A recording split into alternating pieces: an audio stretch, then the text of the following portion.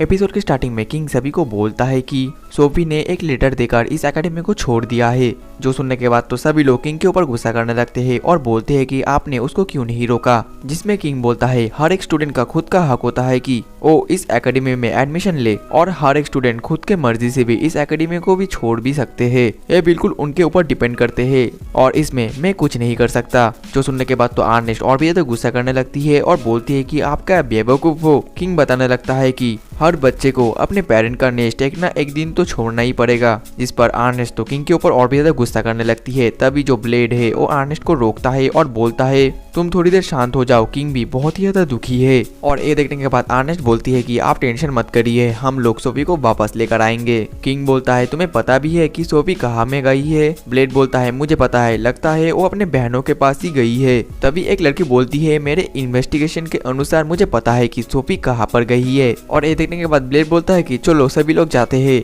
तभी किंग उनको रोकते हुए बोलते हैं तुम्हें पता भी है कि सोफी वहाँ पर अकेले क्यों गई है, क्योंकि सोफी नहीं चाहती कि तुम लोगों में से किसी का भी हाथ गंदा हो, क्योंकि उन पांचों को रोकने का एक ही तरीका है कि उन्हें मार दिया जाए। और सोफी ये बात पहले से ही जान चुकी थी, जिस वजह से वो अकेले ही वहाँ पर गई है। इसलिए तुम लोग जो भी कुछ करना सोच समझ कर ही करना। अब अगले सीन में हम देख पाते हैं कि ब्लेड अकेले ही सोफी को बचाने के लिए जाने लगता है, लेकिन तभी उसके सामने क्यू और लूना आ जाती है और वो बोलते हैं कि हम लोग तो हमेशा आपके साथ ही रहेंगे। फिर वो तीनों मिलकर वहाँ से जाने लगते हैं कि तभी वहाँ पर मारिया भी आ जाती है और फिर वो लोग चार वहाँ से जाने लगते हैं। लेकिन जैसे ही वो चार गेट के पास आते हैं तो वो लोग तो एकदम शॉक्ड हो जाते हैं, क्योंकि गेट के पास बाकी सारे लोग उनके लिए वेट कर रहे होते हैं और वो लोग ब्लेड से बोलते हैं ब्लेड तुम लेट हो। जिसके बाद तो ब्लेड काफी ज्यादा खुश हो जाता है और फिर वो सभी मिलकर सोफी को ढूंढने के लिए चले जाते हैं। अब अगले सीन में हम देख पाते हैं कि सोफी उन पांचों सोफियों के हाइडआउट में जाती है, लेकिन वो वहाँ पर कोई को भी नहीं देख पाती है। और तभी वहाँ पर सोफी को ढूंढते हुए आर्नेस्ट भी आ जाती है और आर्नेस्ट को देखकर सोफी तो भागने की कोशिश करती है, लेकिन तभी आर्नेस्ट बोलती है अरे तुम थोड़ी देर रुको और मुझसे बात तो करो। सोफी बोलती है कि तुम लोग मेरा पीछा मत करो, मुझे अकेला छोड़ दो। आर्नेस्ट बोलती है कि तुम इस बात को लेकर टेंशन मत करो, हम लोगों को पता है कि तुम क्या करना चाहती हो। और ये सुनने के बाद सोफी बोलती है तुम लोग कुछ भी नहीं जानते, क्योंकि अभी तक मैंने तुम लोगों को एक चीज नहीं बताई है। और यही पर ये सीन कट होता है और अगले सीन में वो सभी लोग आ जाते हैं और वहाँ पर सोफी भी होती है और सोफी उन लोगों को बताने लगती है कि असल में मैं एक इंसान हूँ जिसको कि ग्रेट हीरो प्रोजेक्ट के लिए बनाया गया था, जिसका मेन काम है ग्रेट हीरो को मार देना। और सोफी तो उन लोगों को और भी ज्यादा इन्फॉर्मेशन बताने लगती है, लेकिन वो ब्लेड के बारे में ज्यादा कुछ नहीं बताती। और बाकी लोग भी सोफी की बात धीरे धीरे समझने लगते हैं और वो जानने लगते हैं कि सोफी का जब जन्म हुआ था तो उसके साथ बहुत ही ज्यादा बुरी बुरी घटना हुई थी। और बाकी लोग तो बहुत ही ज्यादा कंफ्यूज होते हैं और सोचने लगते हैं सोफी को अगर ग्रेट हीरो को मारने के लिए बनाया गया है तो ये सोफी ब्लेड को क्यों मार रही है, क्योंकि ब्लेड तो एक ग्रेट हीरो नहीं है। असल में इन लोगों को अभी तक नहीं पता चलता कि ब्लेड ही असल में एक ग्रेट हीरो है। तभी लियोनार्ड बताने लगता है कि मुझे पता चल गया, जो 5 सोफी है वो ग्रेट हीरो को नहीं हरा सकते, इसलिए वो सुपर ऑर्गेनाइजेशन को हराना चाहते हैं। और लियोनार्ड के ये बात को सभी लोग मान भी लेते हैं, जिस वजह से ब्लेड को थोड़ा राहत मिलता है कि अभी तक इन लोगों को नहीं पता कि ब्लेड ही असल में ग्रेट हीरो है। और इसके बाद सोफी बोलती है तुम लोग ज्यादा टेंशन मत करो, क्योंकि मैं तुम सभी को प्रोटेक्ट जरूर करूंगी। तभी आर्नेस्ट सोफी के पास जाती है और उसको मारती है और बोलती है तुम्हें तो पता ही है कि मैं बहुत ही ज्यादा एरोगेंट हुआ करती थी, लेकिन ब्लेड के आने के बाद मैं बहुत ही ज्यादा बदल गई हूँ। लेकिन तभी ब्लेड आर्नेस्ट का मजाक उड़ाने लग जाता है, जिस वजह से आर्नेस्ट गुस्सा हो जाती है। वहीं पर सोफी को भी काफी ज्यादा अच्छा लगता है, क्योंकि उसके सभी दोस्त उसके साथ है। तभी ब्लेड बताने लगता है मैं उन सोफी के बहनों को नहीं मारूंगा, भले ही किंग ने बोला है कि उनको मारने का अलावा और कोई चारा नहीं है, लेकिन मैं कोई ना कोई रास्ता ढूंढ कर ही रहूंगा। तभी ब्लेड सोफी के पास जाकर बोलता है सोफी तुम तुम्हारी जिंदगी मुझे दे दो। और इस वजह से तो आर्नेस्ट जेलस फील करने लगती है। वहीं पर ब्लेड उस छोटे लड़के के पास जाकर बोलता है तुम्हारे पास कोई आइडिया है, जिसमें वो छोटा लड़का बोलता है तुम लोग टेंशन मत करो, मेरे पास एक आइडिया है। देन अगले सीन में हम उन सभी सोफीज को देख पाते हैं और वहाँ पर उन लोगों का बॉस भी होता है, जो कि उन लोगों को ग्रेट हीरो को मारने के लिए प्लान भी बताने लगते हैं।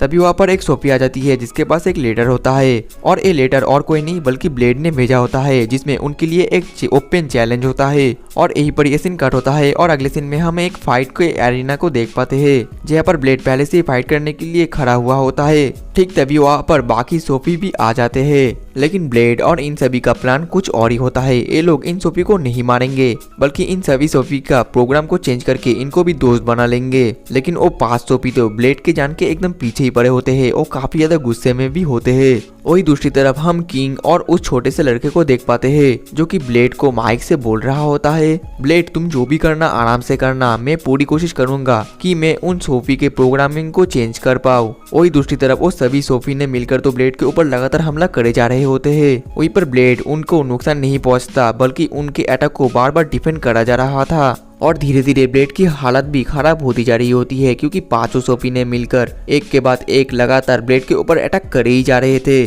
तभी एक सोफी सामने आ जाती है और वो अपना मेन हमला ग्रेविटी पावर को यूज करती है, जिस वजह से जो ब्लेड है वो तो जमीन से अपने आप ही टकराने लग जाता है। लेकिन ब्लेड जैसे जैसे करके उसके हमले को डॉच करके उस सोफी को बेहोश कर देता है। तभी वहाँ पर और एक सोफी आ जाती है और वो अपना मेन हमला यूज करती है, जिस वजह से उस सोफी के बहुत सारे क्लोन बन जाते हैं। लेकिन ब्लेड इसको भी अपने हमले से बेहोश कर देता है और उसके सभी क्लोन्स को भी मार देता है। जिसके बाद वहाँ पर एक तीसरी सोफी भी आ जाती है, जो देखकर लियोनार्ड ब्लेड की तरफ एक एंटीडोट फेंकता है और ब्लेड उस एंटीडोट को अपने तलवार पर लगा लेता है, जिस वजह से ब्लेड उसकी मदद से एक बहुत ही पावरफुल शील्ड क्रिएट कर देता है। जिस वजह से ओ सोफी जैसे ही हमला करती है तो उस शील्ड की मदद से ब्लेड बच जाता है और ए सोफी भी यहाँ पर बेहोश हो जाती है। और इसके बाद वो छोटी सोफी आ जाती है, लेकिन इस बार ब्लेड का तलवार भी टूट गया होता है, जिस वजह से ब्लेड के पास और कोई हथियार नहीं होता और वो आर्नेस्ट से एक एंटीडोट मांगने की कोशिश करता है। आर्नेस्ट बोलती है तुम्हारा तो तलवार टूट गया है, तो तुम बिना तलवार के इस एंटीडोट को यूज कैसे करोगे। ब्लेड बोलता है कि तुम सिर्फ मुझे एंटीडोट फेंको, मैं बाकी देख लूंगा। जो सुनने के बाद आर्नेस्ट उस एंटीडोट को ब्लेड के पास फेंकता है, लेकिन उससे पहले ही ओ सोफी के वजह से ब्लेड के हाथ का एंटीडोट दूर जाकर गिरता है। जिसके बाद ओ सोफी भी ब्लेड को मारती है और उसको वो एंटीडोट नहीं लेने देती।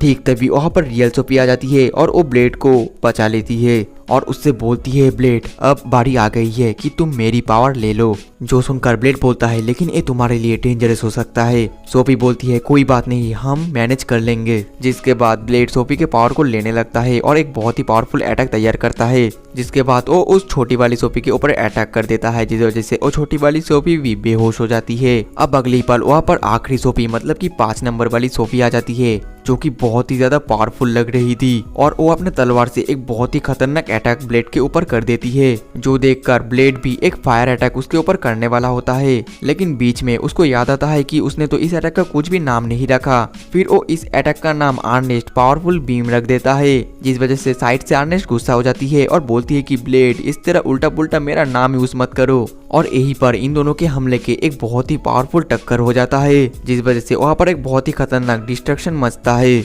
और इसके बाद वो सोफी वहाँ पर चुपचाप खड़ी हुई होती है। जो देखकर ब्लेड उससे पूछता है क्या हुआ, क्या तुम मुझे नहीं मारने वाली। और वहीं पर फाइट करते हुए उन लोगों का शाम भी हो जाता है। तभी सोफी बताने लगती है कि अब मैं तुमको और नहीं मार सकती क्योंकि हम लोगों का टाइम खत्म हो चुका है। और ये बोलने के बाद वो वहाँ पर बेहोश होने वाली होती है। तभी ब्लेड दौड़े जाकर उसको पकड़ लेता है और उससे बोलने लगता है आखिरकार तुमको क्या हुआ है। जिसमें सोफी बोलती है कि हम लोग सिर्फ 14 दिनों के लिए जिंदा थे और इस सनसेट के साथ साथ हमारा समय भी खत्म हो जाएगा। ये सुनने के बाद ब्लेड उस छोटे लड़के से बोलने लगता है आखिरकार तुम यहाँ पर क्या कर रहे हो, जल्दी से कुछ करो। वो छोटा लड़का बोलता है मुझे माफ कर देना ब्लेड, में और कुछ भी नहीं कर सकता क्योंकि इनको प्रोग्राम को डिकोड करने में मुझे बहुत ज्यादा टाइम लग जाएगा। मैंने अपनी पूरी कोशिश की और अब तो और टाइम भी नहीं बचा। वहीं पर ब्लेड ये सब सुनकर बोलने लगता है तुम इसके क्रिएटर के पास चले जाओ ना, शायद वो इन लोगों को बचा सकता है। जिसमें वो छोटा लड़का बोलने लगता है असल में इनका जो क्रिएटर है वो तो उसी दिन ही मर गया था जिस दिन ये लोग पैदा हुए थे। असल में इन लोगों को कोई भी ऑर्डर नहीं दे रहा था, इनको सिर्फ लग रहा था कि इनको कोई ऑर्डर दे रहा है। असल में ये सब कुछ इनका मेमोरी में सेव था। वहीं पर हम लोग देख पाते हैं इनका जो असल में बॉस होता है वो तो एक मरा हुआ पुतला होता है। वही दूसरी तरफ सभी लोग बहुत ज्यादा दुखी हो जाते हैं और वो छोटा लड़का तो काफी ज्यादा शॉक्ड होता है और एक सदमे में चला जाता है। और ब्लेड भी अपने आप को बहुत ज्यादा कोस रहा होता है और बोल रहा होता है आखिर में जीनियस होता तो मैं इन लोगों को बचा सकता था।